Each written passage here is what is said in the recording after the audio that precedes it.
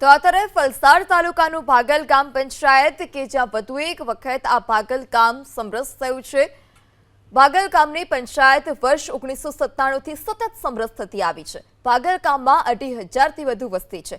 તમામ જ્ઞાતિના લોકો અહીં વસવાટ કરે છે। અહીંના ગ્રામજનો ક્યારેય ગ્રામ પંચાયતની ચૂંટણી નથી ઈચ્છતા। ગામમાં વડીલોથી લઈ અને યુવાનો સરપંચ બન્યા છે।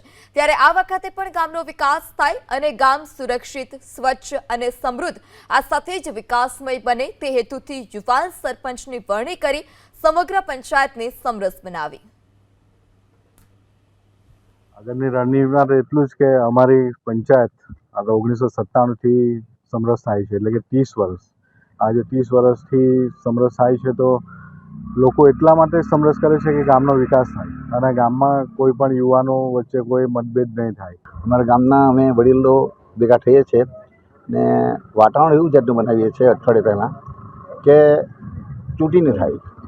આજુબાજુના ગામવાળાને પણ ઈર્ષા આવે તેવી પરિસ્થિતિ અમે કહી રાખીએ છીએ કે વર્ષોથી અમે એકમય થઈને રહીએ છીએ આજ સુધી। મુખ્ય માંગ તો હવે જેટલી સરકાર ગ્રાન્ટ વધારે આપે તો અમે એવી આશા રાખીએ કે જેમ સમરસ થાય તો ગવર્મેન્ટ કંઈ 7 કે 8 લાખ રૂપિયા કેશ એવોર્ડ આપે છે। કામ પ્રાયોરિટી માટે અમારી મેઇન દરિયાની પ્રોટેક્શન વોલ છે તે અને ભાગલથી દેવચા ફરિયાનો એક રસ્તો છે જે સમગ્ર 4 ગામ દાંડી, કકવાડી, દાંટી, મેઠિયા, મોટી દાંટી એ બધા જ ગામને લાગુ પડે તેવું છે અને 16 કિલોમીટરનું અંતર અમારું ઘટી જાય તેવું છે।